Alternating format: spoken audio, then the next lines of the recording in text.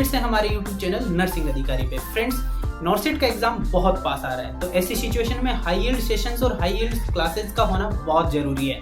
ये जो सेशन है इसके अंदर मैं ओबीजी से रिलेटेड ऐसे इंपॉर्टेंट क्वेश्चंस लेके आया हूँ जो कि हर एग्जाम में देखने को मिलते हैं। साथ ही साथ इनसे रिलेटेड क्वेश्चंस आने की बहुत ही ज्यादा संभावना है। अगर आप चैनल पे पहली बार आए हैं तो चैनल को सब्सक्राइब भी करिएगा, वीडियो को लाइक करिएगा और अगर ये लगता है कि वीडियो बहुत ही बेनिफिशियल है तो अपने फ्रेंड्स तक इसको शेयर करिएगा। तो शुरू करते हैं हमारे वीडियो को ओबीजी के वेरी इंपॉर्टेंट प्रीवियस ईयर्स के क्वेश्चंस को।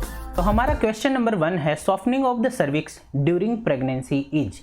ऑप्शन ए है चेडविक साइन, ऑप्शन बी है चवोस्टिक साइन, ऑप्शन सी है गॉडेल साइन और ऑप्शन डी है ओशिएंडर साइन।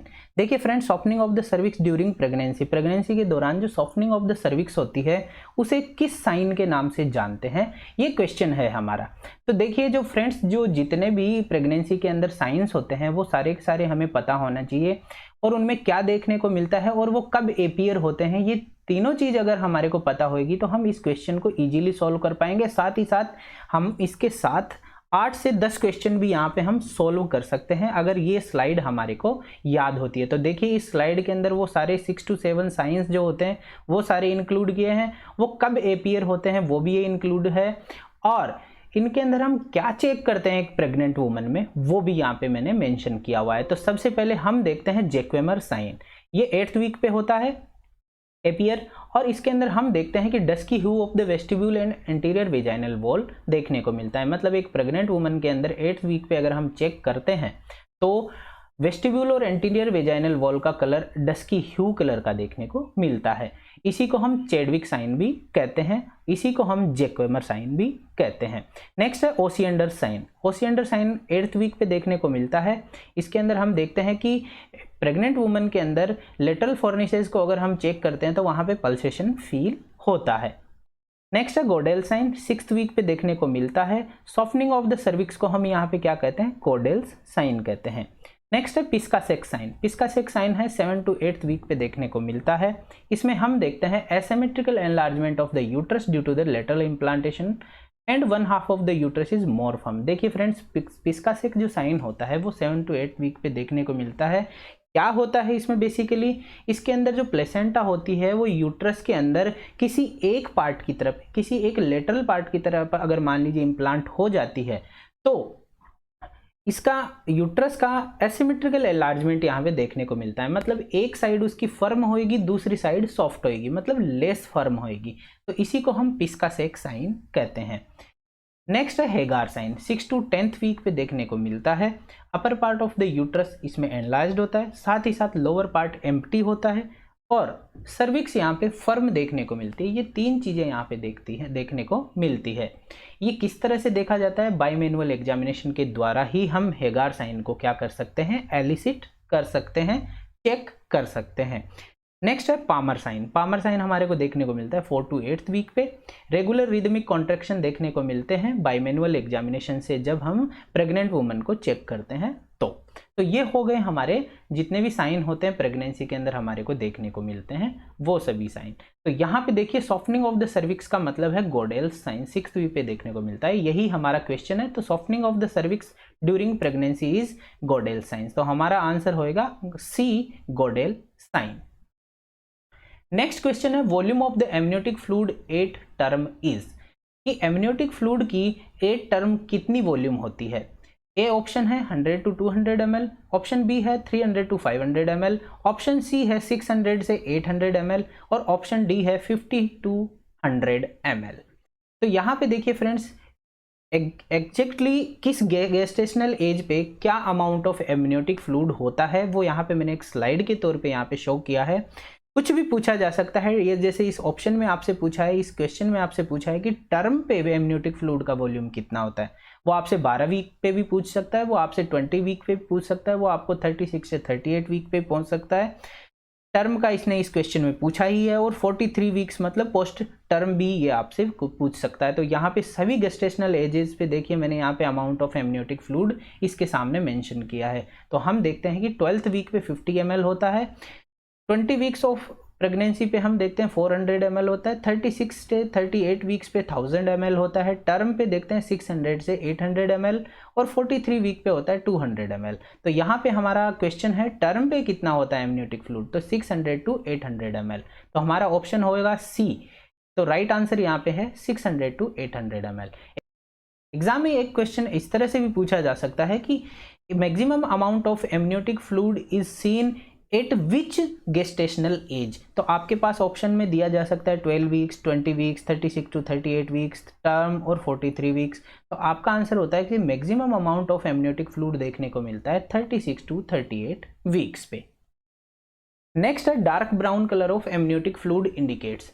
मतलब डार्क ब्राउन कलर का एमनियोटिक फ्लूइड है तो वो क्या इंडिकेट करता है। ऑप्शन ए है पोस्ट मैच्योरिटी, ऑप्शन बी है इंट्रायूटेराइन डेथ, ऑप्शन सी है RH इनकॉम्पेटिबिलिटी और ऑप्शन डी है एक्सीडेंटल हेमरेज।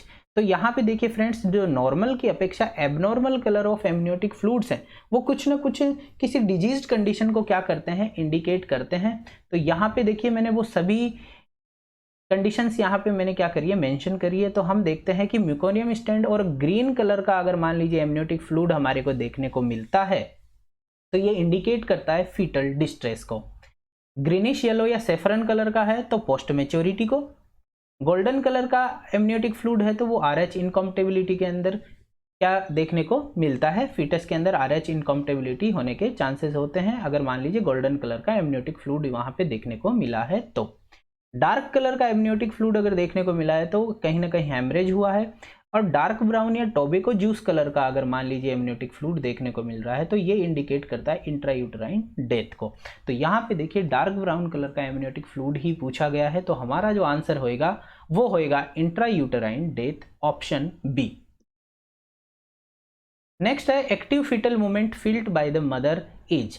जो एक्टिव फीटल मूवमेंट है मदर के द्वारा फील किए जाते हैं उसे हम क्या कहते हैं। Option A quickening, option B lightening, option C ballottement और ऑप्शन डी है सॉफ्टनिंग। तो यहाँ पे देखिए क्विकनिंग क्या होती है, लाइटनिंग क्या होती है, बेलोटमेंट क्या होता है, ये सब चीज़ें हमें पता होनी चाहिए।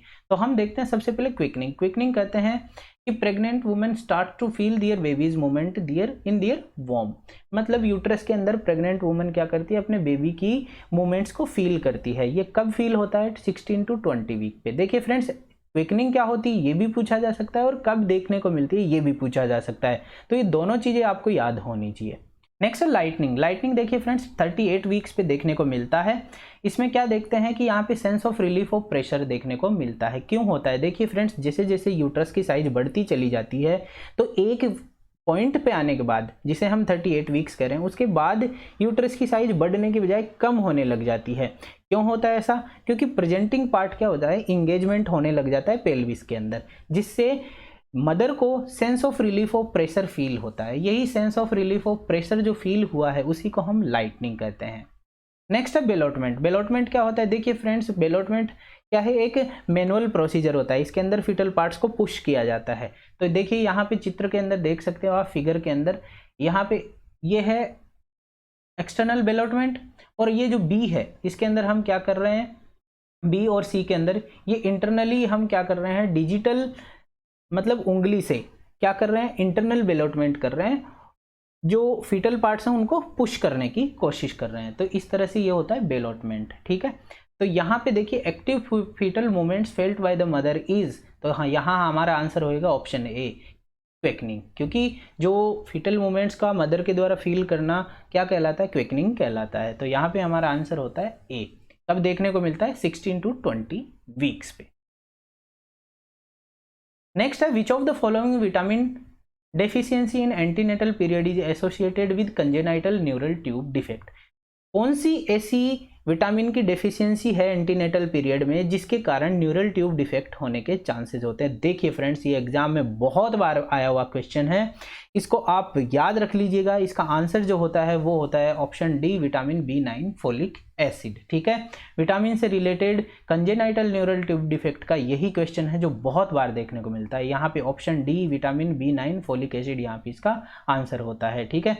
इसमें और क्या चीज़ें पता होनी चाहिए, देखिए नेक्स्ट फोलिक एसिड का सप्लीमेंटेशन हमारे को पता होना चाहिए। कितना दिया जाता है, 4 mg पर डे दिया जाता है, 4 वीक्स पे स्टार्ट किया जाता है प्रायर टू कंसेप्शन, और कब तक दिया जाएगा?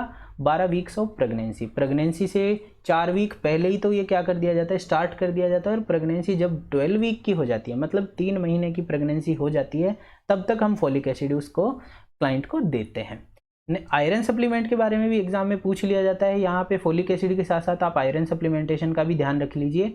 ये 16वें वीक पे स्टार्ट किया जाता है, ठीक है। विटामिन डी कब स्टार्ट किया जाता है? 12वें वीक पे स्टार्ट किया जाता है। तो इस तरह से याद रखिए, फॉलिक एसिड 4th वीक से prior to conception to 12 week of pregnancy. Iron start किया जाता है 16 वीक्स ऑनवर्ड, ठीक है। प्रेगनेंसी जब 16 वीक की हो जाती है, मतलब चौथे महीने में स्टार्ट किया जाता है, चौथे महीने बाद स्टार्ट किया जाता है। विटामिन डी स्टार्ट किया जाता है 12 वीक्स के बाद। चलते हैं नेक्स्ट क्वेश्चन में। Look at the picture and identify the procedure. इस पिक्चर को देखिए और आइडेंटिफाई करिए कि ये क्या हो रहा है, इसमें कौन सी प्रोसीजर हो रही है। नंबर 1 है ECG, ऑप्शन बी है कलर डॉपलर, ऑप्शन सी है एनएसटी, ऑप्शन डी है एमनियोसेंटेसिस। देखिए फ्रेंड्स, ECG क्या है? ECG is the recording of electrical activity of the heart. Electrical activity of heart को क्या किया जाता है, उसके अंदर रिकॉर्ड किया जाता है। तो यहाँ पे देखिए, हार्ट से किसी प्रकार का कोई इलेक्ट्रोड यहाँ पे नहीं लगाए गए हैं, तो ये हो गया हमारा ऑप्शन ए नहीं है। ऑप्शन बी है कलर डॉपलर। कलर डॉपलर के अंदर एक तरह का क्या होता है, ये अल्ट्रासाउंड होता है। तो उसके अंदर क्या होता है कि जो रेडियोलॉजिस्ट होता है वो वेरियस एंगल्स पे क्या करता है, चेक करता है इंटरनल ऑर्गन्स को। तो यहाँ पे देखिए, इस तरह का कोई भी प्रोब लगा के इस तरह से कुछ भी चेक नहीं किया जा रहा है और इंटरनल जो ऑर्गन्स हैं उनकी किसी प्रकार की स्थिति का पता नहीं लगाया जा रहा है। तो ये कलर डॉपलर भी नहीं है। नेक्स्ट है एनएसटी। एनएसटी का मतलब होता है non stress test, a simple and non invasive way of checking fetal heart rate, movement and contraction of the uterus. देखिए फ्रेंड्स, इसके अंदर क्या करते हैं, एक नॉन इन्वेजिव और सिंपल प्रोसीजर होती है जिसके अंदर फीटल हार्ट रेट को, उसके मूवमेंट्स को और यूट्रस के कॉन्ट्रैक्शंस को हम क्या करते हैं, रिकॉर्ड करते हैं। देखिए फ्रेंड, इसके अंदर यही हो रहा है, ठीक है। यहाँ पे ये प्रेग्नेंट वुमन है, इसके अंदर देखिए फीटल हार्ट रेट का, फीटल मूवमेंट्स को और यूट्रस के कॉन्ट्रैक्शंस का यहाँ पे क्या किया जाता है, ग्राफिकल रिकॉर्ड यहाँ पे तैयार किया गया है, ये चेक किया गया है। इन्हीं को हम क्या करते हैं, इसी को हम नॉन स्ट्रेस टेस्ट कहते हैं। और यहाँ पे इस जो पिक्चर है इसके अंदर यही प्रोसीजर की जा रही है। क्या किया जा रहा है, एनएसटी। ऑप्शन 4 है एमनियोसेंटेसिस। ऑप्शन डी क्या है, एमनियोसेंटेसिस। एमनियोसेंटेसिस क्या होता है, देखिए फ्रेंड, ये एक तरह की इन्वेजिव प्रोसीजर होती है जिसके अंदर क्या किया जाता है, एमनोटिक फ्लूइड को यहाँ पे पंक्चर करके क्या किया जाता है, ड्रॉ किया जाता है। नेक्स्ट क्वेश्चन है, look at the picture and identify the grip. Picture को देखिए और कौन सी ग्रिप है ये इसको पता लगाइए, ठीक है। देखिए फ्रेंड्स, एग्जाम में आपसे चारों में से कोई सी भी ऑब्स्टेटिकल ग्रिप आपसे पूछी जा सकती है। एग्जाम के अंदर देखिए, इन चारों में से कोई सी भी पूछी जा सकती है। यहाँ पे पूछी गई है ये वाली, ये कौन सी है? ऑप्शन ए है फंडल ग्रिप, ऑप्शन बी है लेटरल ग्रिप, ऑप्शन सी है एब्डोमिनल ग्रिप, ऑप्शन डी है अम्बिलिकल ग्रिप। तो यहाँ पे देखिए कौन सी है, हम पता लगाते हैं। ऑप्शन ए ये है। देखिए, हम पहले इसको स्टडी करते हैं कि ये कौन कौन सी ग्रिप है। पहले तो देखिए फ्रेंड्स, ये जो चारों ग्रिप है इनको हम कहते हैं ऑब्स्टेटिकल ग्रिप्स, ठीक है। ये जो फंडस को जहाँ पे अगर मान ली इसके अंदर जो देखिए मदर के फुट एंड की तरफ खड़े होके राइट साइड के अंदर, और हम क्या करते हैं, यूट्रस के फंडस को चेक करते हैं, तो उसे हम फंडल ग्रिप कहते हैं। क्या कहते हैं, फंडल ग्रिप, ठीक है। अगर यूट्रस के लेटरल पार्ट्स को अगर हम क्या करते हैं, पाल्पेट करते हैं और उससे फीटस के अंदर का पता लगाया जाता है, तो हम उसे क्या कहते हैं, लेटरल ग्रिप। थर्ड होता है कि लोअर पोल का अगर हम क्या कर रहे हैं, चेक कर रहे हैं, तो उसको हम कह देते हैं पॉलिक ग्रिप। और फोर्थ है यहाँ पे जिसके अंदर हम क्या कर रहे हैं, मदर के, प्रेग्नेंट वुमन के हेड एंड की तरफ खड़े होके राइट साइड में, फिर हम क्या करते हैं, लोअर पोल को दोनों हाथों से क्या कर रहे हैं, दोनों हैंड से क्या कर रहे हैं, चेक करते हैं, तो उसे हम कहते हैं पेल्विक ग्रिप। तो इस तरह से ये चारों ग्रिप्स हैं। यहाँ पे हम देख रहे हैं कि देखिए मदर के फुट एंड की तरफ के खड़ा होके क्या किया जा रहा है, दोनों हाथों से चेक किया जा रहा है। तो यहाँ पे हम इसे कहते हैं, फंडस को चेक कर रहे हैं, तो हम इसे कहते हैं फंडल ग्रिप। यूट्रस के फंडस को चेक किया जा रहा है, इसलिए यह है फंडल ग्रिप। तो यहाँ पे आपका आंसर होएगा option A, fundal grip. Next है, look at the picture and identify the article. Picture को देखिए इसको और आइडेंटिफाई करिए कि कौन सा आर्टिकल है। तो देखिए फ्रेंड्स, ऑप्शन ए है बेबकॉक। बेबकॉक ये नहीं है, क्योंकि देखिए बेबकॉक कैसी होती है, ऐसी होती है बेबकॉक, ठीक है। यहाँ पे ट्राइंगुलर, यहाँ पे होलो पोर्शंस होते हैं, ठीक है। नेक्स्ट है dissecting tooth forceps. Dissecting tooth forceps, देखिए फ्रेंड्स फोर्सेप्स ये होती है डिसेक्टिंग फोर्सेप्स, एक ये नॉन टूथ है, ये टूथ है, एक में टूथ बने हुए हैं, एक में टूथ बने हुए नहीं है, तो ये डिसेक्टिंग फोर्सेप भी नहीं है। थर्ड है एपिजियोटोमी सीजर। देखिए फ्रेंड्स ये एपिजियोटोमी सीजर ही है, क्यों है देखिए इसका हम पता लगाते हैं। तो हमारे पास क्या होता है, इसका एक एंड क्या होता है, ब्लंट होता है, जिसको हम अंदर की तरफ क्या करते हैं, वेजाइना में इंट्रोड्यूस करते हैं, और सेकेंड जो पोर्शन होता है उससे हम कट करते हैं, ये बाहर की तरफ होता है। ये एक एंगल पे क्या होती है, मुड़ी हुई होती है, ठीक है। तो ये क्या है, एपिजियोटोमी सीजर ही है। डी ऑप्शन है एलिस फोर्सेप। ये एलिस फोर्सेप्स भी नहीं है, क्योंकि एलिस फोर्सेप कैसी होती है, इस तरह की होती है। तो आप इस स्लाइड के अंदर देख सकते हैं, देखिए चारों के चारों इंस्ट्रूमेंट यहाँ पे मैंने दिखाए हैं। और अगर आपको और भी सारे इंस्ट्रूमेंट्स देखने हैं तो आप चैनल के ऊपर जितने भी इंस्ट्रूमेंट्स के वीडियोस हैं प्रैक्टिकल सेशन नाम की प्लेलिस्ट में हैं, आप वो दोनों तीनों वीडियोस देख लीजिए। एग्जाम के अंदर उनसे बाहर नहीं जाएंगे कोई भी question related to image based question और वीडियो बेस्ड क्वेश्चन में से, ठीक है। चलते हैं नेक्स्ट क्वेश्चन की तरफ। Hormone responsible for milk ejection is, कौन सा हार्मोन है जो मिल्क इजेक्शन के लिए रेस्पॉन्सिबल है? Option A oxytocin, option B prolactin, option C ADH, option D insulin. देखिए फ्रेंड्स इंसुलिन का तो आप सभी को पता है, इंसुलिन तो क्या काम करता है, ब्लड ग्लूकोज के लेवल को डिक्रीज करता है। ऑप्शन सी है यहाँ पे एडीएच, एंटी डायूरेटिक हार्मोन, या इसको हम वेसोप्रेसिन भी कहते हैं।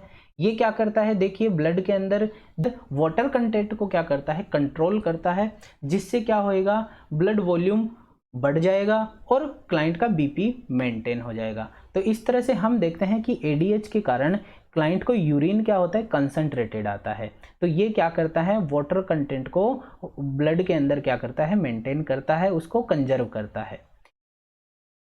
ऑप्शन बी है प्रोलेक्टिन। प्रोलेक्टिन मतलब प्रो प्लस लेक्टिन, प्रो का मतलब प्रोडक्शन, लेक्टिन का मतलब लेक्टोज से आया है, लेक्टोज मतलब लेक्टोज जो ग्लूकोज होती है वो किस में होती है, मिल्क में होती है। तो प्रोलेक्टिन मतलब प्रोडक्शन ऑफ लेक्टिन, मतलब प्रोडक्शन ऑफ मिल्क का काम करने वाला प्रोलेक्टिन हार्मोन होता है। ऑप्शन ए है ऑक्सीटोसिन। ऑक्सीटोसिन मतलब ऑक्सीट मतलब इजेक्शन या एग्जिट, ठीक है। तो ऑक्सीटोसिन से आप याद रख सकते हैं इजेक्शन या एग्जिट ऑफ मिल्क, ठीक है। तो ऑक्सीटोसिन क्या काम करता है, इजेक्शन ऑफ मिल्क के लिए रेस्पॉन्सिबल हार्मोन होता है। तो यहाँ पे इस क्वेश्चन का आंसर होगा ऑप्शन ए ऑक्सीटोसिन। नेक्स्ट हमारा क्वेश्चन है, in fetal blood vessel where is the oxygen content higher, कि फीटल ब्लड वेसल के अंदर कौन सी जगह ऑक्सीजन कंटेंट हायर होता है इन चार ऑप्शंस में से। ऑप्शन ए है अम्बिलिकल आर्टरी, ऑप्शन बी है डक्टस विनोसस, ऑप्शन सी है डक्टस आर्टेरियोसस और ऑप्शन डी है पल्मोनरी आर्टरी। देखिए फ्रेंड्स इन चारों के अंदर से कौन सी जगह पे ऑक्सीजन कंटेंट हायर देखने को मिलता है फीटल ब्लड वेसल के अंदर। तो यहाँ पे देखिए फ्रेंड्स इसको समझने के लिए हमारे को जो फीटल सर्कुलेशन है उसका हमें पूरी तरह से नॉलेज होना चाहिए। यहाँ पे देखिए फीटल सर्कुलेशन की अगर मैं बात करता हूँ तो ये रेड कलर से जो रिप्रेजेंट किया है यहाँ पे वो है अम्बिलिकल वीन। इसके अंदर से यहाँ पे फीटस के अंदर ऑक्सीजन क्या करता है, ऑक्सीजनेटेड ब्लड एंटर करता है, उसके अंदर 80% ऑक्सीजन का लेवल होता है। इसके बाद वो आगे की तरफ बढ़ता है और देखिए जहाँ जहाँ ये मूव करके आगे बढ़ता जा रहा है वहाँ यहाँ पे 65% रह गया, फिर ये ऊपर की तरफ गया, यहाँ से देखिए यहाँ 40% रह गया, यहाँ पे 40% रह गया, यहाँ पे हम देखते हैं यहाँ 60% ब्लड होता है, ब्लड में ऑक्सीजन होता है। तो इस तरह से यहाँ पे ये शो किया गया है। तो यहाँ पे देखिए फ्रेंड्स जो हाईएस्ट किस जगह पे देखने को मिलता है इन चारों ऑप्शंस में, तो ऑप्शंस चारों के अंदर ऑप्शन ए है अम्बिलिकल आर्टरी। अम्बिलिकल आर्टरीज कहाँ से आ रही है, देखिए यहाँ से, तो यहाँ पे कितना है 60%, तो ये हो गया 60%। डक्टस विनोसस, डक्टस विनोसस देखिए कहाँ है, ये रहा डक्टस विनोसस, डक्टस विनोसस, तो ये जगह है डक्टस विनोसस, यहाँ पे 80% के अराउंड। नेक्स्ट है डक्टस आर्टेरियोसस। डक्टस आर्टेरियोसस देखिए कहाँ है फ्रेंड्स, ये रहा डक्टस आर्टेरियोसस, यहाँ पे होता है, यहाँ पे है 65%। ऑप्शन डी है पल्मोनरी आर्टरी। पल्मोनरी आर्टरी कहाँ है, ये री पल्मोनरी आर्टरी, ये री पल्मोनरी आर्टरी, यहाँ पे भी 65%। तो देखिए 65%, 65%, 60% और ये है डक्टस विनोसस में 80%। तो यहाँ पे हमारा आंसर होएगा डक्टस विनोसस, यहाँ कितना है 80%। ठीक है फ्रेंड्स, तो ये हो गया हमारा फीटल ब्लड वेसल के अंदर ऑक्सीजन हायर कंटेंट कहाँ पाया जाता है। वैसे अगर आपसे सीधा पूछ लिया जाए तो आपका सीधा आंसर होता है अम्बिलिकल वीन में, या फिर अम्बिलिकल वीन ऑप्शन में नहीं है तो इसका जो नियर बाई पोर्शन है वहाँ पे नियर बाई और ऑप्शन क्या है डक्टस विनोसस। एग्जाम में ये भी पूछ लिया जाता है देखिए फ्रेंड्स कि अम्बिलिकल जो हमारा कोड होती है, फीटल की कोड जो होती है अम्बिलिकल कोड, उसके अंदर कितनी वेसल्स होती है, मींस कितनी आर्टरी और कितनी वीन्स होती है। तो यहाँ पे आप आसानी से देख पा रहे हैं कि एक अम्बिलिकल वीन होती है और 2 अम्बिलिकल आर्टरीज होती है। नेक्स्ट क्वेश्चन की तरफ चलते हैं। To promote comfort during labour, nurse advises the client to assume certain positions and avoid other. Which position may cause maternal hypotension and fetal hypoxia? कि जो कंफर्ट देने के लिए, लेबर के दौरान कंफर्ट देने के लिए नर्स क्या कर रही है, एक प्रेग्नेंट लेडी को कुछ कंफर्ट मेजर्स क्या कर रही है, बता रही है, एडवाइस कर रही है, कुछ पोजीशंस के बारे में उसको समझा रही है। ऐसी कौन सी पोजीशन है जिससे मैटरनल हाइपोटेंशन या फीटल हाइपोक्सिया हो सकता है? ऑप्शन ए है लेटरल पोजीशन, ऑप्शन बी है स्क्वेटिंग पोजीशन, ऑप्शन सी है सुपाइन पोजीशन, ऑप्शन डी है स्टैंडिंग पोजीशन। स्टैंडिंग पोजीशन में देखिए सीधे खड़े रहेगी मदर, तो क्या होएगा, जो यूट्रस है उसका सेंटर ऑफ मास क्या होएगा, नीचे की तरफ पेल्विस में होएगा। तो इससे किसी प्रकार की कोई आर्टरी वीन्स यहाँ पे नहीं दबती है, तो यहाँ पे कोई भी प्रेशर नहीं होने के कारण मेटल हाइपोटेंशन और फीटल हाइपोक्सिया होने के चांसेस नहीं होते हैं। ऑप्शन सी है सुपाइन पोजीशन। सुपाइन पोजीशन के अंदर क्या हो सकता है, देखिए सुपाइन पोजीशन में अगर मान लीजिए सीधे लेटेगी मदर, तो नीचे की तरफ क्या होता है, यूट्रस के जस्ट पीछे की तरफ क्या है, यहाँ पे आप देखिए इस क्वेश्चन, इस इमेज के अंदर देखिए, जैसे ही सुपाइन अगर मदर लेटी है तो इसके पीछे की तरफ, यूट्रस के नीचे की तरफ आर्टरी और वीन है, तो ये जैसे ही क्या होएगी, प्रेस होएगी, तो यहाँ पे सुपाइन हाइपोटेंशन मदर को हो सकता है। तो ऑप्शन सी का यहाँ पे देख सकते हैं कि ये इसका आंसर हो सकता है। ऑप्शन ए है लेटरल पोजीशन। लेटरल पोजीशन के अंदर देखिए, लेटरल पोजीशन के अंदर जैसे ही मदर को लेटरल पोजीशन दी तो ये क्या हो गया, यूट्रस का सेंटर ऑफ मास नीचे की तरफ हो गया और ये जो आर्टरी और वीन है एब्डोमिनल, ये यहाँ पे प्रेस नहीं हुई है, तो ये भी पोजीशन मदर के लिए सेफ है।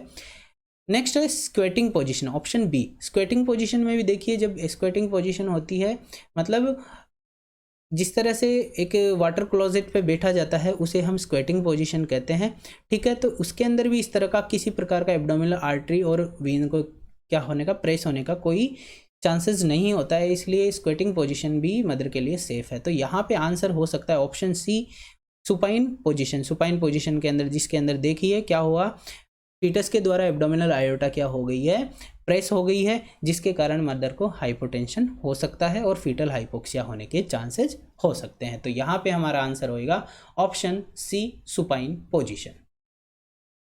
नेक्स्ट है what is the positive sign of pregnancy, ठीक है। कौन सा साइन है पॉजिटिव साइन प्रेगनेंसी का इन 4 में से? ऑप्शन ए है frequency of urination, option B है vomiting and backache, option C है Braxton Hicks contraction, option D है फीटल आउटलाइन बाय सोनोग्राफी। ठीक है, देखिए फ्रेंड्स, मैंने एक वीडियो के अंदर पॉजिटिव साइन, प्रिजम्पटिव साइन और प्रोबेबल साइंस को क्या किया है, एक वीडियो के अंदर बहुत ही अच्छे निमोनिक्स के साथ क्या किया है, इंक्लूड किया है, सेशन के अंदर समझाया है। तो आप उस वीडियो को देखना मत भूलिएगा। उसके अंदर आप विद इन कुछ मिनट्स के अंदर पॉजिटिव साइन, प्रिजम्पटिव साइन और प्रोबेबल साइंस को रट सकते हैं, जिंदगी भर नहीं भूलेंगे। आप उस वीडियो को जरूर देखना। अब यहाँ पे इस वीडियो के अंदर, उसी वीडियो के अंदर से मैं यहाँ पे एक छोटा सा निमोनिक लेके आया हूँ कि पॉजिटिव साइंस को कैसे याद रखते हैं। एक सुपर नाम का एक निमोनिक है, उससे हम याद कर सकते हैं SUPR। ठीक है, 4 पॉजिटिव साइन होते हैं SUPR, सुपर से हम इनको याद रख सकते हैं। S for sound of fetal heart rate, ठीक है, फीटल हार्ट साउंड है। S फॉर साउंड, कौन सा? Fetal heart sound. U for USG, P for palpation of fetal parts and movements और R फॉर रेडियोलॉजिकल एक्सरे। ये चारों positive sign of pregnancy है। इनके अंदर देखिए फ्रीक्वेंसी ऑफ यूरिनेशन ये नहीं है, वॉमिटिंग एंड बैकएक ये भी नहीं है, ब्रेक्सटन हिक्स कॉन्ट्रैक्शन ये भी नहीं है, fetal outline by sonography, sonography यहाँ पे मैंने बताया USG अल्ट्रासाउंडग्राम। ठीक है, तो यहाँ पे इसका आंसर हो सकता है what is the positive sign of pregnancy, option D fetal outline by sonography. ये हमारा आंसर है ऑप्शन डी। नेक्स्ट है according to WHO when should the mother start breast feeding to her infant. According to WHO mother को breast feeding कब start कर देना चाहिए उसके इन्फेंट को? ऑप्शन ए है within 30 minutes after birth, birth के विद इन 30 मिनट्स के बाद, with in 18 hours after birth, birth के विद इन 18 आवर्स में, after infant's condition stabilize, infant की कंडीशन स्टेबलाइज होने के बाद, ऑप्शन डी है within a day after birth, birth के 1 दिन बाद।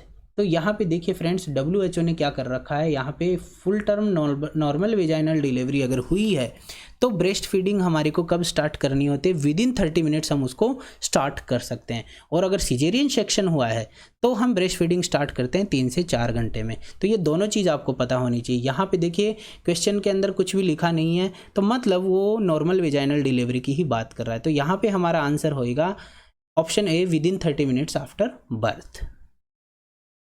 नेक्स्ट है, an important landmark of the pelvis that determines the distance of the descent of the head is known as. मतलब एक इंपॉर्टेंट लैंडमार्क पेल्विस का कौन सा है जहां से हम हेड का डिसेंट क्या करते हैं, डिटरमाइन कर लेते हैं कि हेड का जो डिसेंट हुआ है या नहीं हुआ है, तो उसका स्टेशन हम इससे क्या कर सकते हैं, डिटरमाइन कर सकते हैं। ऐसा कौन सा लैंडमार्क है पेल्विस का? तो यहाँ पे देखिए फ्रेंड्स, ऑप्शन ए है स्चील स्पाइन, ऑप्शन बी है स्चील ट्यूबरेसिटी, ऑप्शन सी है लीनिया टर्मिनलिस, ऑप्शन डी है सेक्रम। तो यहाँ पे देखिए फ्रेंड्स, इसको समझने के लिए आप क्या करते हैं, आप देखिए फ्रेंड्स, ये फिगर आपने DC दत्ता बुक में जरूर देखा होगा। इसके अंदर देखिए ये है स्चील स्पाइंस। स्चील स्पाइन पे हम क्या मानते हैं, ये जो हेड होता है इसका स्टेशन 0 मानते हैं। अगर इससे ऊपर है 1 सेंटीमीटर ऊपर तो हम इसे -1, अगर मान लीजिए और 1 सेंटीमीटर ऊपर है 2 सेंटीमीटर मतलब स्चील स्पाइन से, तो हम उसे -2, स्चील स्पाइन से अगर 3 सेंटीमीटर ऊपर है तो उसे -3, 4 सेंटीमीटर ऊपर है -4 और 5 सेंटीमीटर ऊपर है तो उसे -5 कहेंगे। जबकि इससे अगर मान लीजिए डिसेंट होके हेड अगर नीचे की तरफ आया है +1 सेंटीमीटर तो उसे हम +1 स्टेशन कहेंगे। 2 सेंटीमीटर नीचे आ गया तो उसे +2 स्टेशन कहते हैं, +3 स्टेशन कहते हैं जब वो 3 सेंटीमीटर नीचे की तरफ डिसेंट हो जाता है तो, और 4 सेंटीमीटर अगर डिसेंट हो जाता है तो उसे हम +4 स्टेशन कहते हैं, और 5 सेंटीमीटर अगर मान लीजिए डिसेंट हो जाता है उसे हम +5 स्टेशन कहते हैं। तो यहाँ पे स्चील स्पाइन है जिसके कारण हमने हेड के स्टेशंस को क्या किया है, डिटरमाइन किया है। तो इस क्वेश्चन का आंसर क्या होएगा, स्चील स्पाइन। क्वेश्चन है, which of the following vaccination is recently recommended for adolescent girls. Adolescent girls के लिए रिसेंटली जो रिकमेंडेड की गई वैक्सीन कौन सी है? ए है option tetanus toxoid, option B है रूबेला वैक्सीन, ऑप्शन सी है पेंटावेलेंट वैक्सीन और ऑप्शन डी है पोलियो वैक्सीन। देखिए फ्रेंड्स, इन चारों में से कौन सी ऐसी वैक्सीन है जो रिसेंटली एडल्सेंट गर्ल्स के लिए रिकमेंड करी गई है? एडल्सेंट गर्ल्स से रिलेटेड क्वेश्चन क्यों है? देखिए फ्रेंड्स, ये फ्यूचर के लिए एक एक्सपेक्टिंग मदर का रोल निभाती है, इसलिए इसी को टारगेट इसीलिए किया गया है इस क्वेश्चन में, क्योंकि उस प्रेगनेंसी से रिलेटेड इसको किसी प्रकार का कॉम्प्लिकेशन ना हो, इसलिए पहले से ही यहाँ पे कोई प्रिवेंटिव मेजर की बात की जा रही है। तो कौन सी ऐसी वैक्सीन है जो कि प्रिवेंशन कर सकती है प्रेगनेंसी में कोई कॉम्प्लिकेशन होने से? तो ऑप्शन ए है टेटनस टॉक्साइड। देखिए फ्रेंड्स, टेटनस टॉक्साइड की टीटी की डोज तो वैसे भी हम प्रेगनेंसी में दे सकते हैं, कोई इश्यू नहीं है। ऑप्शन बी है रूबेला वैक्सीन। रूबेला वैक्सीन जो है, देखिए रूबेला की जो वैक्सीन है वो एक लाइव वायरल वैक्सीन है, इसलिए ये प्रेगनेंसी में नहीं दे सकते। ये क्या हो सकती है, एडोलसेंट गर्ल्स के अंदर दी जा सकती है, इसलिए ये ऑप्शन हो सकता है। ऑप्शन सी है यहाँ पे पेंटावेलेंट वैक्सीन। पेंटावेलेंट वैक्सीन के अंदर देखिए 5 प्रकार की जो डिजीज से रिलेटेड वैक्सीन होती है वो होती है। ये हमेशा नेशनल इम्यूनाइजेशन शेड्यूल के अकॉर्डिंग क्या की जाती है, बच्चों को ही दी जाती है, एडोलसेंट गर्ल्स के अंदर ये नहीं दी जाती है। ऑप्शन डी है पोलियो वैक्सीन, और ये पोलियो वैक्सीन भी क्या होती है, बच्चों को ही दी जाती है। तो यहाँ पे हमारा ऑप्शन होता है आंसर, राइट आंसर होता है और रूबेला का वैक्सीन। ठीक है, अब देखिए फ्रेंड्स, रूबेला के बारे में और क्या चीज़ें हमें पता होना चाहिए। रूबेला एक तो देखिए आप सभी को पता है एक कॉन्टेजियस डिजीज़ है, इसको हम जर्मन मीजल्स भी कहते हैं, और ये अगर मान लीजिए प्रेग्नेंट वुमन या बेबीज़ को अगर मान लीजिए इन्फेक्ट कर देती है तो एक सीरियस डिजीज़ का रूप धारण कर लेती है। अगर मान लीजिए प्रेग्नेंट वुमन अपनी प्रेगनेंसी के दौरान रूबेला वायरस के या रूबेला वैक्सीन को ले लेती है, मतलब दोनों का अगर उसको एक्सपोजर होता है, या तो रूबेला वायरस के एक्सपोजर में आ जाती है या फिर रूबेला की वैक्सीन ले लेती है, तो बच्चे के अंदर क्या हो सकता है, congenital rubella syndrome. Congenital rubella syndrome के अंदर क्या होता है, देखिए बच्चे के अंदर बहुत सारे कॉमन बर्थ डिफेक्ट देखने को जो मिल सकते हैं वो ये होते हैं, डिफनेस हो सकता है बच्चे के अंदर, कैटारेक्ट हो सकता है, हार्ट के डिफेक्ट हो सकते हैं, इंटेलेक्चुअल डिसेबिलिटीज़ हो सकती है, लीवर और स्प्लीन का डैमेज हो सकता है, लो बर्थ वेट हो सकता है, स्किन रेशेज एट बर्थ हो सकता है। तो ये सारी चीज़ें मोस्ट कॉमन बर्थ डिफेक्ट है जो कि कंजेनाइटल रूबेला सिंड्रोम के बच्चे के अंदर देखने को मिल सकते हैं। ये चीज़ें आपको पता होनी चाहिए। चलते हैं नेक्स्ट क्वेश्चन की तरफ। Biochemical marker of pre eclampsia is. Biochemical marker जो प्री एक्लेम्पसिया का है वो क्या है? ऑप्शन ए है प्रोटीन्यूरिया, ऑप्शन बी है serum uric acid, option C है सीरम क्रिएटिनिन, ऑप्शन डी है सीरम सोडियम। देखिए फ्रेंड्स, प्री एक्लेम्पसिया का जो बायोकेमिकल मार्कर है वो हम मानते हैं यूरिक एसिड को, ठीक है। तो हम देखते हैं कि ब्लड का जो यूरिक एसिड सीरम का लेवल है इसी को हम biochemical marker of pre eclampsia कहते हैं। अगर मान लीजिए ये 4.5 mg/dl से ज़्यादा है तो ये क्या शो करता है, प्रेग्नेंट लेडी के अंदर प्री एक्लेम्पसिया को शो करता है। हमारे नेक्स्ट क्वेश्चन है, in which condition the umbilical cord is attached to the margin of placenta. ऐसी कौन सी कंडीशन है जिसके अंदर अम्बिलिकल कॉर्ड जो होती है वो प्लेसेंटा के मार्जिन से अटैच्ड होती है। देखिए फ्रेंड्स, ये मैंने आपको इम्पोर्टेंट टॉपिक ऑफ ओबीजी के अंदर भी बताया था कि abnormalities of the placenta and chord आपको पढ़नी ही पढ़नी है। ये क्वेश्चन उसी सेक्शन में से आया हुआ है कि प्लेसेंटा और अम्बिलिकल कॉर्ड की एबनॉर्मलिटीज में से। तो इस क्वेश्चन में ये पूछा गया कि है कि अम्बिलिकल कॉर्ड प्लेसेंटा के मार्जिन से कौन सी कंडीशन में अटैच्ड रहती है। ऑप्शन ए है बेटलडोर प्लेसेंटा, ऑप्शन बी है सर्कमविलाटा प्लेसेंटा, ऑप्शन सी है प्लेसेंटा मेम्ब्रेनेसी, ऑप्शन डी है वेलामेंटस प्लेसेंटा। देखिए फ्रेंड्स, ये चारों आपको समझ में आने बहुत ज़रूरी है। आप पहले इन सभी को समझ लीजिए, फिर आप जो राइट आंसर है आप उसको बता दीजिएगा। ऑप्शन ए है बेटल डोर प्लेसेंटा। देखिए बेटल डोर प्लेसेंटा क्या होती है, जिसके अंदर अम्बिलिकल कॉर्ड क्या होती है, प्लेसेंटा के मार्जिन से अटैच्ड रहती है। प्लेसेंटा के मार्जिन से अटैच्ड रहती है, मतलब ये देखिए यहाँ पे ये है बेटल डोर प्लेसेंटा, ये प्लेसेंटा है और ये अम्बिलिकल कॉर्ड है। ये इस प्लेसेंटा के सेंटर के अंदर कनेक्ट होने की बजाय क्या होती है, मार्जिन की तरफ कनेक्ट रहती है, ठीक है। तो इसे हम कहते हैं बेटल डोर प्लेसेंटा। नेक्स्ट है सर्कमवेलेट प्लेसेंटा। इसके अंदर क्या होता है, देखिए ये है सर्कमवेलेट प्लेसेंटा। इसके अंदर जो प्लेसेंटा क्या होती है, इस तरह से होती है कि इसके अंदर बीच वाला जो पोर्शन होता है वो सेंट्रली डिप्रेस्ड होता है। प्लेसेंटा का बीच वाला पोर्शन क्या होता है, सेंट्रली डिप्रेस्ड होता है और चारों तरफ एक क्या होती है, एक रिंग होती है, थिकन्ड रिंग बनी हुई होती है यहाँ पे, ठीक है। तो इस तरह का होता है, इसे हम सर्कमवेलेट प्लेसेंटा कहते हैं, ठीक है। नेक्स्ट है वेलामेंटस प्लेसेंटा। इसके अंदर क्या होती है, जो कॉर्ड होती है वो मेम्ब्रेन से अटैच्ड रहती है, ना कि प्लेसेंटा से। तो यहाँ पे देखिए इसके अंदर देखिए फिगर के अंदर आप देख रहे हैं कि कॉर्ड है ये डायरेक्टली इस प्लेसेंटा से कनेक्टेड नहीं है, ये इस मेम्ब्रेन से कनेक्टेड है। तो इसे हम क्या कह देते हैं, वेलामेंटस प्लेसेंटा। नेक्स्ट है प्लेसेंटा मेम्ब्रेनेसी। इसके अंदर हम देखते हैं कि प्लेसेंटा क्या होती है, अनड्यूली लार्ज होती है और थिन होती है। मेम्ब्रेनेसी का मतलब एक मेम्ब्रेन की तरह होती है, बहुत पतली होती है। प्लेसेंटा कैसी होती है, बहुत पतली होती है। तो यहाँ पे यही दिखाया गया है कि placenta is unduly large and thin. लंबी बहुत होती है, लार्ज बहुत होती है एरिया के अंदर, सरफेस एरिया में, परंतु थिन होती है। उसे हम प्लेसेंटा मेम्ब्रेनेसी कहते हैं। तो यहाँ पे देखिए क्वेश्चन के अंदर पूछा गया है कि अम्बिलिकल कॉर्ड जब प्लेसेंटा के मार्जिन से अटैच्ड रहती है तो उस कंडीशन को हम क्या कहते हैं। तो यहाँ पे हमारा आंसर होगा option A battledore placenta, क्योंकि देखिए बेटल डोर प्लेसेंटा के अंदर ही हम कहते हैं कि cord is attached to the margin of placenta. Next question है हमारा, 7 weeks after the conception growing structure inside the uterus is now called.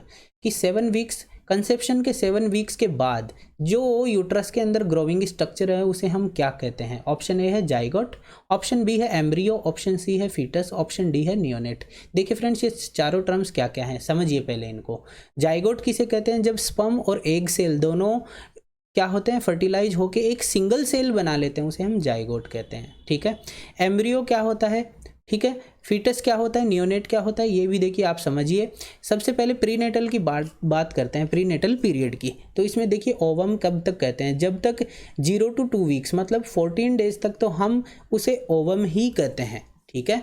फिर उसके बाद जब 3 to 8 वीक तक हम जो स्ट्रक्चर बनी है, ठीक है, कंसेप्शन के बाद, उसे हम एम्ब्रियो कहते हैं। टिल 8 वीक्स मतलब 3 to 8 वीक तक हम उसे एम्ब्रियो कहते हैं। E for embryo, E for 8 week. तो आप ये याद रख सकते हैं कि एम्ब्रियो हम टिल 8 वीक के कंसेप्शन को कहते हैं।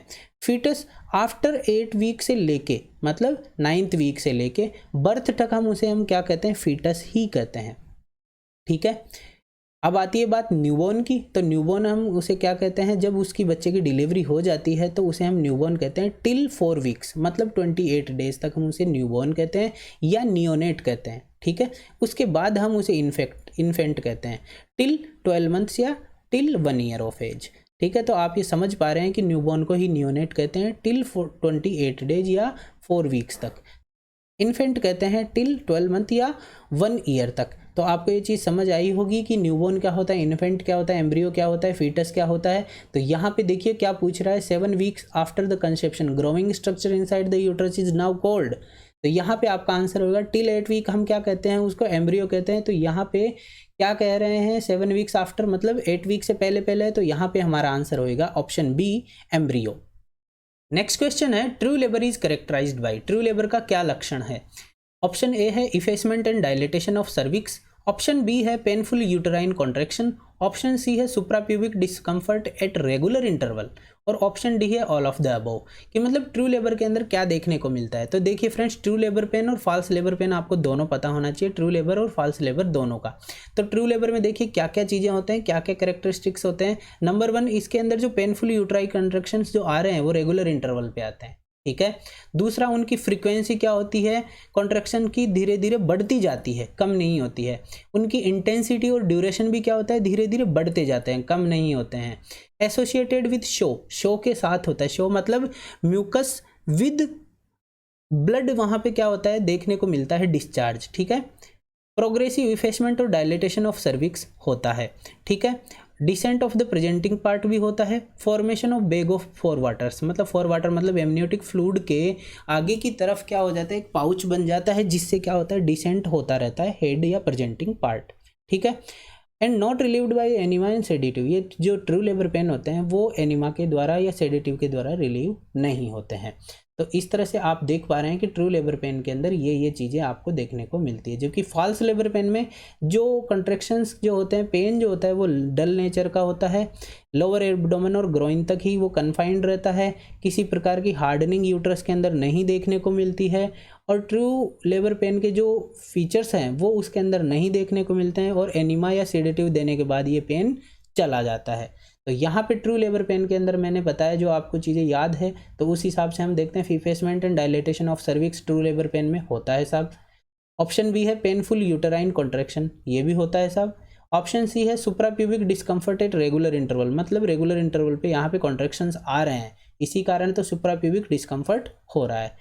तो इस यहाँ पे जो आंसर होएगा वो होएगा ऑल ऑफ द अबव, क्योंकि ये सभी चीज़ें उसके अंदर देखने को मिल रही है। नेक्स्ट है which of the following would be the presumptive sign of pregnancy.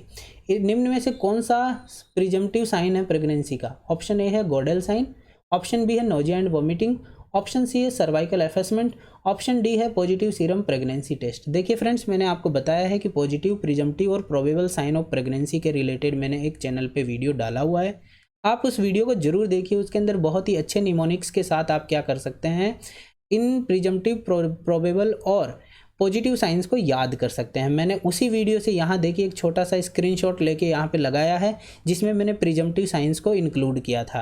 Presumptive science को हम प्रिज्यूम से क्या कर सकते हैं, याद कर सकते हैं, प्रिज्यूम नाम के निमोनिक से, जिससे हम नेचुरली हमारे को प्रिजम्पटिव साइंस याद रह सकते हैं। तो देखिए प्रिजम्पटिव के अंदर प्री मतलब P4 पीरियड्स का एब्सेंट हो जाना मतलब एमेनोरिया प्रिजम्पटिव साइन है। R फॉर रेस्टलेसनेस या फेटिग, ये भी प्रिजम्पटिव साइन है। E for enlargement of breast, ये प्रिजम्पटिव साइन है। S for skin changes, U for urination increase हो जाता है। M फॉर मूवमेंट्स या मतलब quickening around 20 weeks. E for emesis या मॉर्निंग सिकनेस या नोजिया वॉमिटिंग, ये क्या है प्रिजम्पटिव साइंस है। ठीक है। तो यहाँ पे इनमें से देखने को क्या मिल रहा है, नोजिया एंड वॉमिटिंग देखने को मिल रहा है, तो हमारा आंसर होगा ऑप्शन बी। ठीक है। तो और अब वैसे भी हम जानते हैं ऑप्शन ए गॉडेल साइन ये प्रोबेबल साइन है, ऑप्शन सी सर्वाइकल एफेसमेंट भी प्रोबेबल साइन है, और पॉजिटिव सीरम प्रेगनेंसी टेस्ट मतलब इम्यूनोलॉजिकल टेस्ट भी सारे क्या होते हैं, प्रोबेबल साइंस में आते हैं। तो हमारा जो राइट आंसर वो होता है नोजिया एंड वॉमिटिंग ही होगा। नेक्स्ट है the nurse Vandana is aware that the labour is divided into how many stage. Nurse Vandana को पता है कि लेबर की कितनी स्टेजेस होती है। ऑप्शन ए है 1 स्टेज, ऑप्शन 2 है 2 स्टेजेस, ऑप्शन सी है 3 स्टेजेस, ऑप्शन डी है 4 स्टेजेस। तो आप सभी को जैसे कि पता है कि लेबर की तो 4 स्टेजेस ही होती हैं, स्टेज 1, स्टेज 2, स्टेज 3 और स्टेज 4। तो यहाँ पे हमारा आंसर ऑप्शन डी होएगा, ऑप्शन 4। आप सभी को पता है जैसा कि स्टेज जो 1 होती है वो कब स्टार्ट होती है, ट्रू लेबर पेन से स्टार्ट होती है और सर्वाइकल डायलेटेशन हो जाता है फुल 10 सेंटीमीटर का, तब तक ये मानी जाती है स्टेज 1। उसके बाद हम देखते हैं कि स्टेज 2 शुरू होती है, कंप्लीट डायलेटेशन ऑफ सर्विक्स से स्टार्ट होके ये डिलीवरी ऑफ द बेबी तक क्या करती है, चलती है। उसके बाद स्टेज 3 आती है जो डिलीवरी ऑफ बेबी से स्टार्ट होकर डिलीवरी ऑफ द प्लेसेंटा तक चलती है, और उसके बाद स्टेज 4 आती है जो कि आफ्टर डिलीवरी ऑफ प्लेसेंटा से 1 आवर तक रहती है, ठीक है, उसे हम स्टेज 4 कहते हैं। तो आपको ये याद है, आप स्क्रीनशॉट ले सकते हैं इसका, आप भविष्य में भी इसको क्या कर सकते हैं, रिवाइज कर सकते हैं। नेक्स्ट है when is the best time to achieve pregnancy. Pregnancy achieve करने का सबसे बेस्ट टाइम क्या है? ऑप्शन ए है midway between 7th to 8th day of ovulation, 7th और 8th डे के मिडवे के अंदर। ऑप्शन बी है immediately after starting of menses, menses start होने के जस्ट तुरंत बाद। Option C 14 days after beginning of period, 14 days after beginning of period, मतलब कि पीरियड्स के बिगिन होने के, मतलब पीरियड शुरू होने के 14 डेज पे, ठीक है। ऑप्शन डी है 14 days before the next period is expected. देखिए फ्रेंड्स, यहाँ पे इस क्वेश्चन के अंदर जो पूछा जा रहा है वो यही पूछा जा रहा है कि एग्जैक्ट टाइम ऑफ ओव्यूलेशन क्या होता है, क्योंकि जब ओव्यूलेशन के दौरान ओवम रिलीज होएगा तो ओवम रिलीज होएगा उसी टाइम पे तो क्या होएगा, फर्टिलाइजेशन हो पाएगा।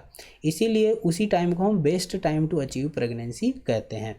तब यहाँ पे ओव्यूलेशन होता है तो आप सभी को पता है ovulation occurs 14 days before the next period date. Next period की जो डेट होती है उससे 14 डेज प्रायर ओव्यूलेशन होता है, इसलिए सब प्रेगनेंसी अचीव करने का जो सबसे बेस्ट टाइम होता है वो यही होता है, ठीक है।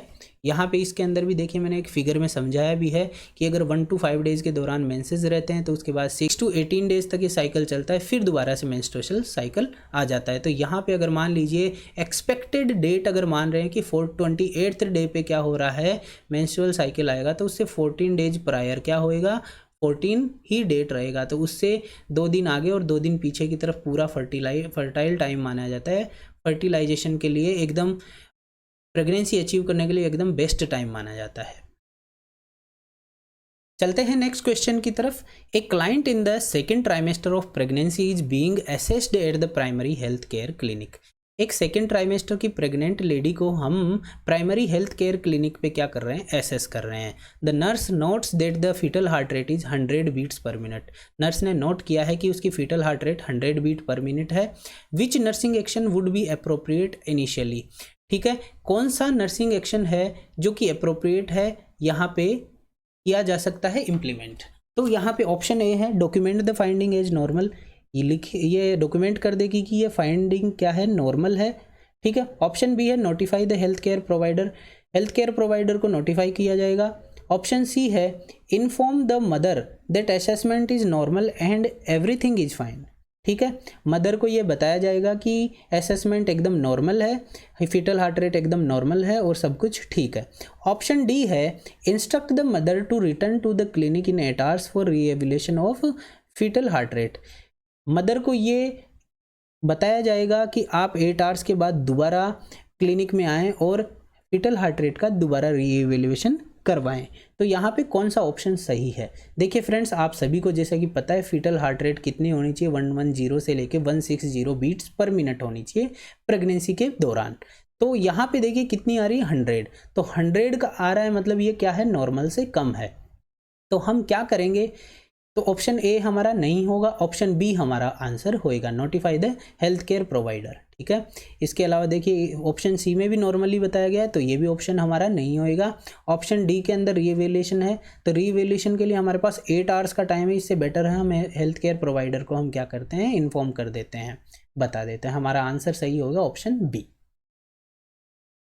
नेक्स्ट है the nurse is administering magnesium sulphate to a client experiencing severe pre-eclampsia. Severe pre-eclampsia experience कर रहे एक क्लाइंट को मैग्नीशियम सल्फेट क्या कर रही है, एक नर्स एडमिनिस्टर कर रही है। What intervention would the nurse implement during the administration of magnesium sulphate for this client. Magnesium sulphate के एडमिनिस्ट्रेशन के दौरान नर्स कौन सा इंटरवेंशन करेगी इस क्लाइंट के लिए। Option A schedule a daily ultrasound to assess the fetal movement, ठीक है, एक डेली अल्ट्रासाउंड क्या करेगी, शेड्यूल करेगी ताकि उसके फीटल मूवमेंट्स को चेक किया जा सके।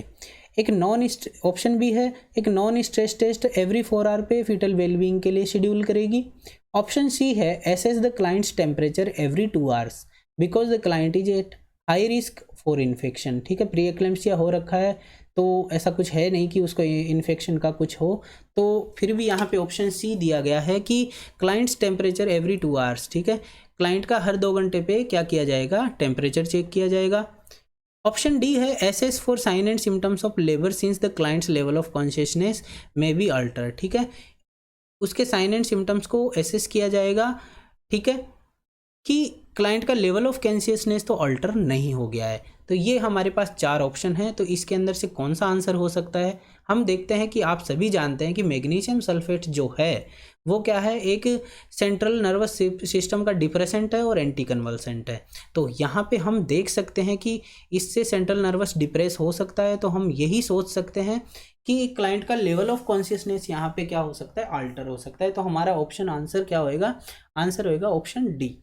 ठीक है, और एक चीज़ जो आपको एक्स्ट्रा पता होनी चाहिए कि मैग्नीशियम सल्फेट की रिपीट डोज देने से पहले आपको रुकना होता है। क्या करना होता है, वी शुड रुक मतलब RUK मतलब रेस्पिरेटरी रेट, यूरिन आउटपुट और नी जर्क रेस्पॉन्स, ये तीनों के तीनों हमारे को चेक करने होते हैं before repeating dose of magnesium sulphate. Client को मैग्नीशियम सल्फेट की डोज देने से या रिपीट डोज देने से पहले। ठीक है, क्या क्या चेक करते हैं, रेस्पिरेटरी रेट, यूरिन आउटपुट और नी जर्क। इसको हम निमोनिक के रूप में क्या कहते हैं, रुक। ठीक है, आप आसानी से इसको याद रख सकते हैं। नेक्स्ट क्वेश्चन है हमारा, fetal heart rate can be auscultated with a fetoscope as early as fetoscope से फीटल हार्ट रेट कब ऑस्कल्ट करी जा सकती है। ऑप्शन ए है 15 weeks of gestation, option B है 30 weeks of gestation, option C है 20 वीक्स ऑफ गेस्टेशन और ऑप्शन डी है 20 वीक्स ऑफ गेस्टेशन पे। तो देखिए फ्रेंड्स, आप सभी को जैसे कि पता है डॉपलर से हम हार्ट रेट जो है फीटल हार्ट रेट वो हम देख सकते हैं 10th वीक पे हम ऑस्कल्ट कर सकते हैं, और ऑर्डिनरी स्टेथोस्कोप और फीटोस्कोप से हम फीटल हार्ट रेट पता लगा सकते हैं 20th वीक पे। तो यहाँ पे हमारा आंसर है फीटोस्कोप से, तो हमारा आंसर होगा 20th वीक ऑफ गेस्टेशन। आशा करता हूँ फ्रेंड्स ये वीडियो आपको जरूर पसंद आई होगी। अगर ये वीडियो पसंद आई है तो चैनल को सब्सक्राइब करिए, वीडियो को लाइक करिए और अपने फ्रेंड्स तक इसको शेयर करिएगा। और हाँ, अगर अभी तक आप हमारे वेरियस सोशल मीडिया हैंडल्स पे नहीं जुड़े हैं तो आप इंस्टाग्राम पे हमारे को फॉलो करिए नर्सिंग अधिकारी पेज पे, साथ ही साथ फेसबुक पे भी हम नर्सिंग अधिकारी पेज पे अवेलेबल हैं, तो आप हमारे को वहां पे भी ज्वाइन कर सकते हैं। साथ ही साथ टेलीग्राम चैनल को भी आप ज्वाइन करिएगा, वहां पे मैं बहुत ही इंपॉर्टेंट नोट्स, वीडियोज, शॉर्ट्स और बहुत सारी PDF नोट्स और वैकेंसीज की इंफॉर्मेशन डालता रहता हूं। तो फ्रेंड्स मिलते हैं अगले वीडियो में, तब तक के लिए धन्यवाद।